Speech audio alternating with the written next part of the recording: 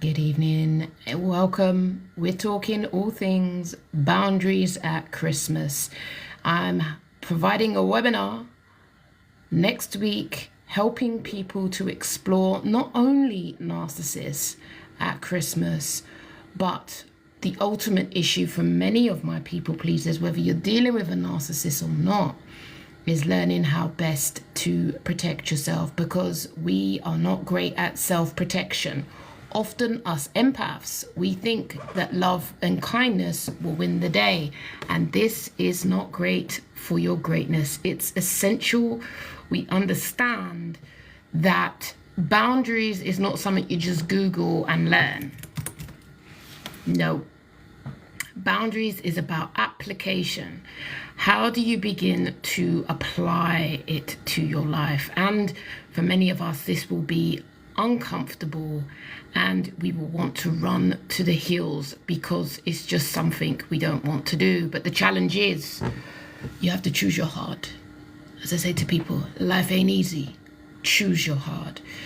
Because if you're an empath and your attachment style is one where you avoid, then ultimately what's only going to happen is things will get worse. What you avoid only gets worse. And this is the value of being proactive empaths, rather than just walking into situations blindly where you are then battling and struggling and put on the spot. If you've got questions about how to deal with boundaries, how to deal with unnecessarily difficult people at Christmas, feel free to ask, or go to my profile and join my webinar next week. All the details are there for you. But ultimately, what we need to understand is that narcissists delight in ruining special occasions. Remember, it always has to be about them. And when it's not about them, they feel very uncomfortable. And one of the ways they deal with this is to ruin things. So while you're their empath going above and beyond, they often, sadly, take great delight at ruining your best intentions. And so in your efforts to make things wonderful, you have to be really careful about how you might leave yourself vulnerable. Remember, it's not wise or great for your greatness to depend on them, because often they can be erratic and unreliable. So let me know what questions you have about boundaries at Christmas, dealing with unnecessarily difficult people. What are the challenges that you're currently experiencing at this particular time of year? Because we know after Christmas, as psychotherapists, we often have a spike. New year, new me often creates a desire for change. And it can be in the new year that people decide that they're no longer able to sustain being in one way, give your all relationships. And that can be a miracle place for change. And because it's in the air, isn't it? It's that time of change. Everybody's doing new year, new me, apparently. So it becomes that opportunity for self-reflection. Many of us may have down tools, we might be off work. And so we start to kind of reflect on our lives, but ultimately, as ever, what we want for our lives. And I know that many of us are in very tricky situations. And you see, the challenge for many of us empaths is we don't set down the T's and C's. We don't have any terms and conditions because we just assume that people would have common decency. And what you understand is the word common decency is assumptive. You're making an assumption, and often empaths think that people should be like them. Like, I wouldn't go to somebody's house and stay and not pay. Yeah, but somebody else would. And if you haven't made it crystal clear to somebody, then they will violate and they will take advantage of the opportunity. And so what you have to pay attention to is when you start to feel frustration and resentment. Resentment is a beautiful sign that a violation has taken place. So rather than letting the resentment build, frustration, anticipation, and anxiety, I believe it's prudent, love that word, rolls off the tongue, that you begin to strategize so that you're much more conscious about what needs to be in place to protect you. Now, I know for many of us, especially the mothers out there, fathers, we want it to be a good Christmas for the kids. But you have to be mindful. Some people like to scupper your plans. They kind of delight in that. And that's quite difficult for empaths to get their head around. It's very difficult for us to get our head around that. But that's the reality. Life is not all sunshine, lollipops, and rainbows. So feel free, let me know what questions you have about how best to support yourself at this particular time of year. And remember, many of us have been in these difficult situations for a long time. Swipe right to view the comments. We've been in these situations for years, and as you know, another year goes by, another year goes by, and you're still in it. And it's difficult, and I totally understand why. I'm not here to judge. I am here to inspire, though, and I'm unapologetic about that, because I know that when we face our demons, when we take responsibility for our life, it's a game changer. But often empaths, we have an expectation of others that actually does us a great disservice. As I said to many clients, if you find yourself feeling annoyed and angry, I always encourage people to question. We go inwards. What was the expectation you have? If your expectation is that other people should treat you how you would treat them, the issue is not them. The issue is ourselves. So I'm always going to be bringing back to self. That doesn't mean we haven't been victimized. However, as we learn to wake up, as we start to wake up and develop our self-awareness, it is a game changer as we may begin to now see how we co-create the very dilemmas that are making us miserable. It wasn't an intentional thing that we did. However, it has occurred. So we need to start to look inwards instead of projecting outwards and blaming and, complaining about what they've done. And that's not easy. Taking responsibility for your life is a brave decision. And that's one of the things that I advocate, because ultimately, if there's a pebble in your shoe and the shoe is hurting you, only you know the pain. Only you know your own pain. So I've got a passion about helping us to begin to look at ourselves and what we are doing that is doing us the ultimate disservice. Boundaries, I'm a massive advocate. However, boundaries make it really difficult for people pleasers because your whole personality has been geared to leveraging others, to making other people feel happy. But that in itself is quite an egoic pursuit. What makes you empaths think that you are responsible for making other people happy? And you see, the challenge is we do this at our own expense, and it's no wonder that our dreams and our aspirations go by the wayside as we go above and beyond to perpetually keep others happy. What questions do you have for me about some of the challenges you might be going through? Because what we need is a strategy. Now, everybody's situation is different. And let's be frank, if you're dealing with a narcissist as a lover, it's highly likely you may well have other people in your life, low level, who are taking advantage of you. Very likely. And so the ambition is to develop your awareness so that you understand where that is also happening in your life, because it's just not your narcissistic partner, narcissistic boss who is taking advantage of you. Often the roots are in families. So you have to start to kind of look around and start to notice who, often people pleasers are often parent pleasers. There may have been a parent that they were trying to please. And so the question is always, what parent, we got to kind of get curious about what parent was it that you were trying to please, if you truly want to understand the roots of narcissism. Yeah? If you want to understand the roots of narcissism. You mention here Kevin Samuels, my dear friend. Very interesting man. God rest his soul. Very interesting evolutionary psychology insights on male, female, potentially heterosexual relationships.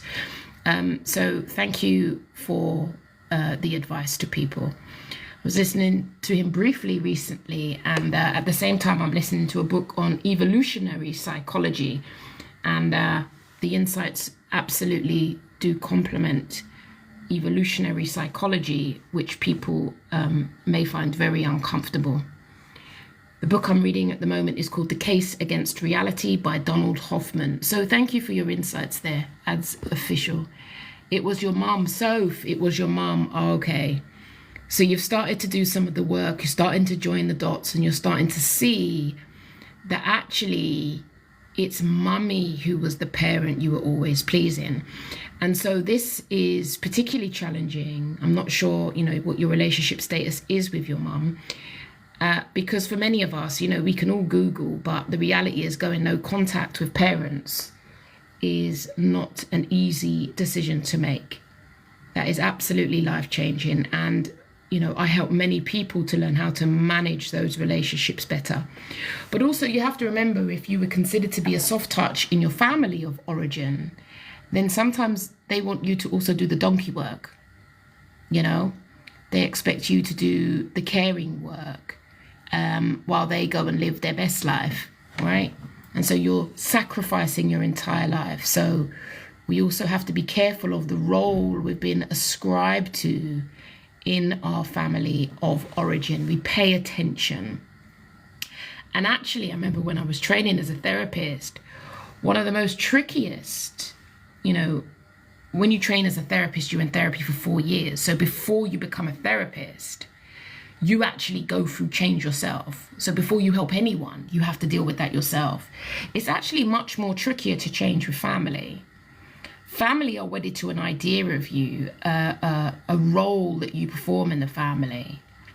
And when you begin to shift away from that role, it can create conflict and disappointment and sadness. And this is why I say it to my clients on my Nat group, Navigate Narcissism Now. I'm a massive advocate of stranger danger. Because it's actually, and this is why I encourage people, get out your comfort zone. Because it can be easier to be your emerging self with new people who aren't wedded to the old story. I blocked him and cut him off 7 months ago. Why does it still hurt so bad? What did you love about that person? Actually, cat lover, one of the, probably a better question is, what part of you was able to be expressed through that relationship? Because often that is the part that we might be grieving. So when we're in a relationship, we can experience different aspects of ourselves.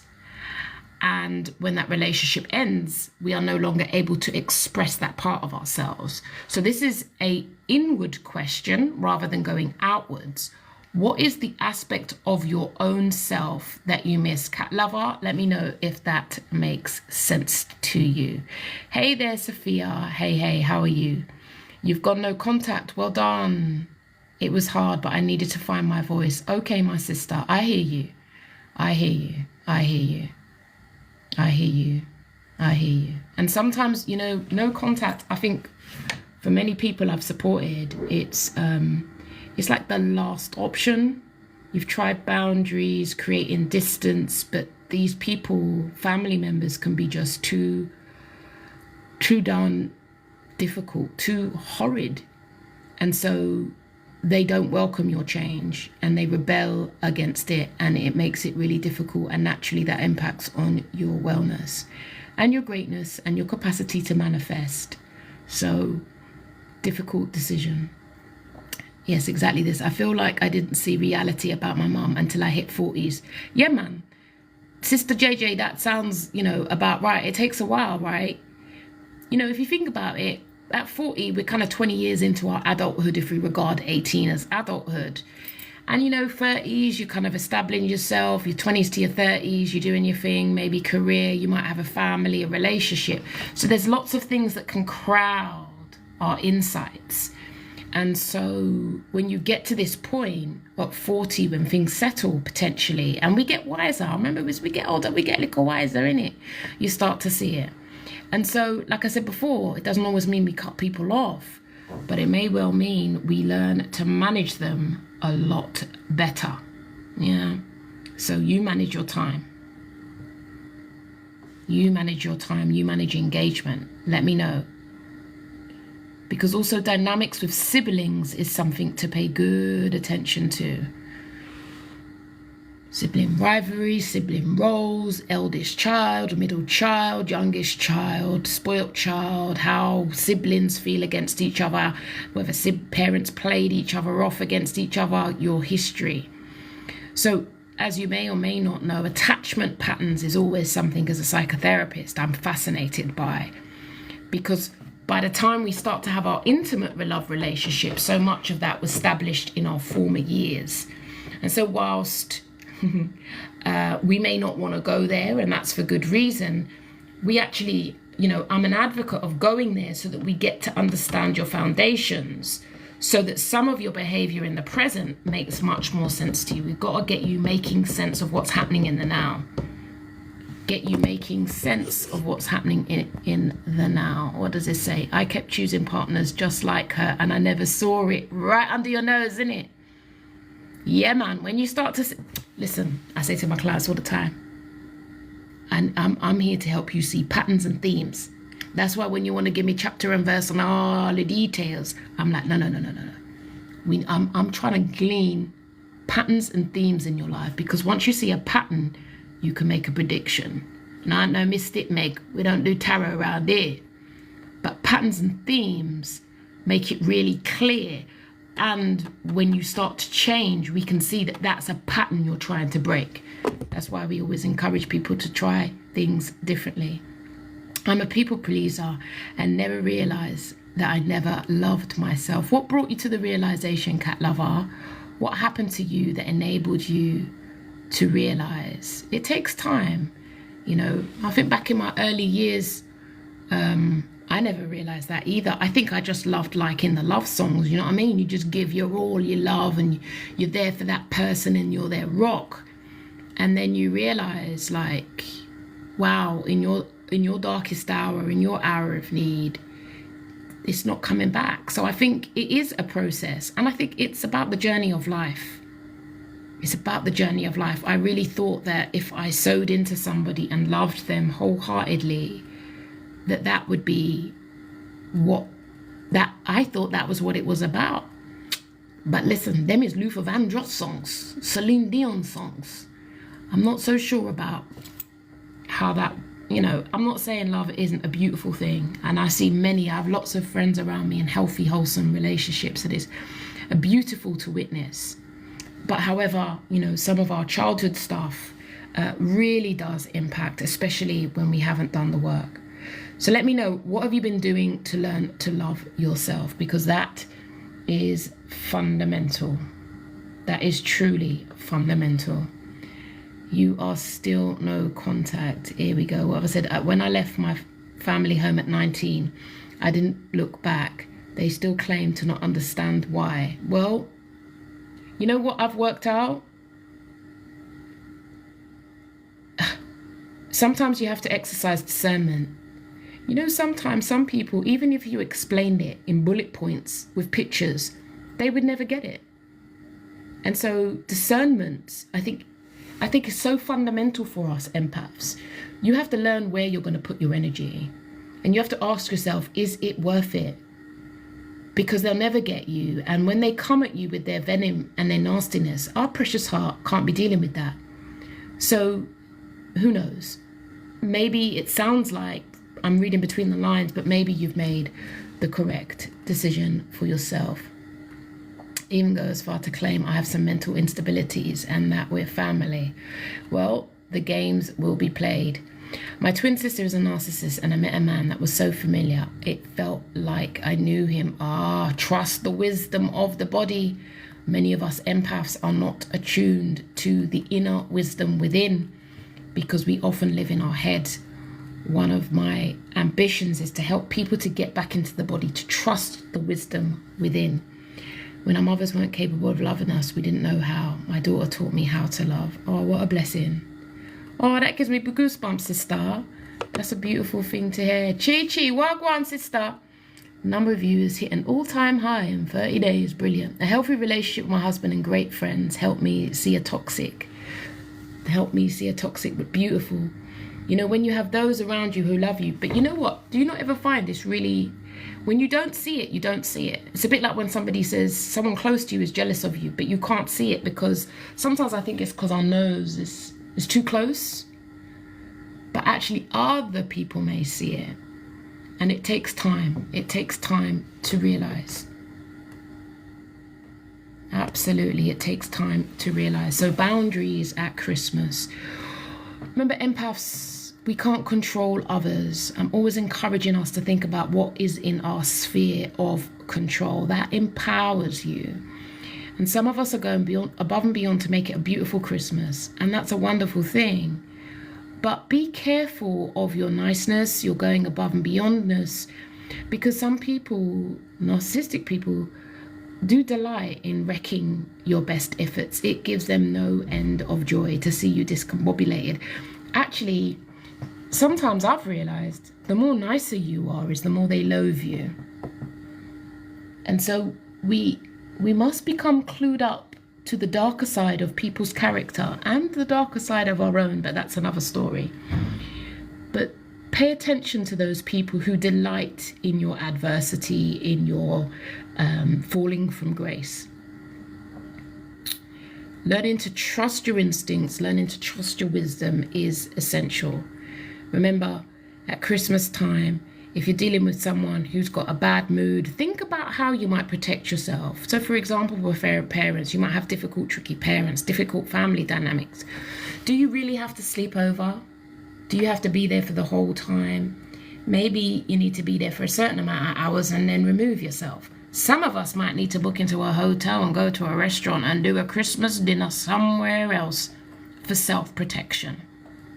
It's our duty to be our best protector. But for many of us, the biggest challenge is we didn't grow up being protected, so we don't know the value and worth that we have. I hope this video has been of benefit to you. We're just chatting about boundaries, Christmas, how best to look after yourself. But also remember, at this time of year, you can also start to reminisce about people who aren't in your life. I know I have been. A dear friend and I are no longer in communication, and I find myself reflecting on her quite a lot. It's that time of year where we might be reviewing our relationships, or we miss people. And look, it's okay to miss people. It's okay to miss people. However, what we choose to do about that is the wisdom. For example, if you think you're going to go back into similar patterns of people pleasing and constantly adhering to their needs, and that's not who you want to be, then sometimes we have to miss people, love people from a distance. It's a really powerful time of year. The end of 2024 is soon upon us. And so we do reflect, and it's okay to miss people. It's okay to wish that you had a whole different family altogether. Chi, I'm not allowing any narcissist family members into my life, let alone at my Christmas table. I hear you, sister. Good vibes only. Good vibes only.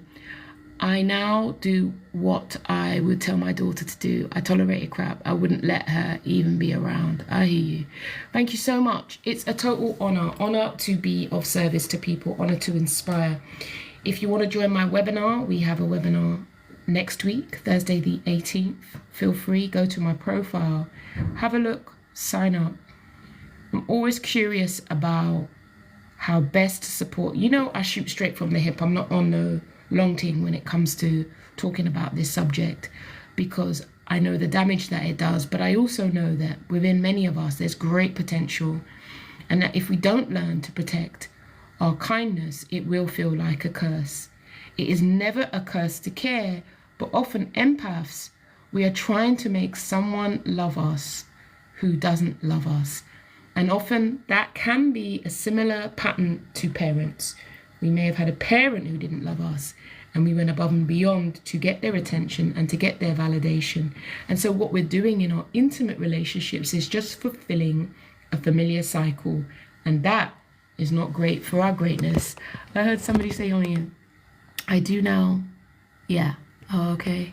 I'm not allowing any of my above and beyond results on ungratefulness. You know what I'm saying, sister? You know what I'm saying, sister? Absolutely. We must be mindful. I want to thank you for supporting me today, for your few questions. And if you've got any questions or you're in a pickle and you need a little assistance, holler at your girl Key. Honored to be of assistance. And if you have a video request, let me know. Do take care of you, because if you don't, no one is coming to save you. You best learn to save yourself. A quick one here. Or they think they love us, but their love is unhealthy. Listen, my baby father still thinks he loves me, and that's fine. Because I don't know what kind of love that is, but in his head, it's love. So if he wants to think it's love, knock yourself out. I don't know what kind of love that is. I don't know where he found that they love there, but that ain't the love in the love songs. That wasn't what I signed up for. I do have a sessions available. Just inbox me, friend, and we can have a conversation, cat lover. It'd be good to hear from you. Okay, I am out. I'm off to see a man about a dog. Do take care, and I will be doing more lives in the lead up to the webinar dealing with narcissists at Christmas. Boundaries, but before we do boundaries, we got to deal with guilt, because we can't sit with guilt. And so it's the guilt that makes us backtrack.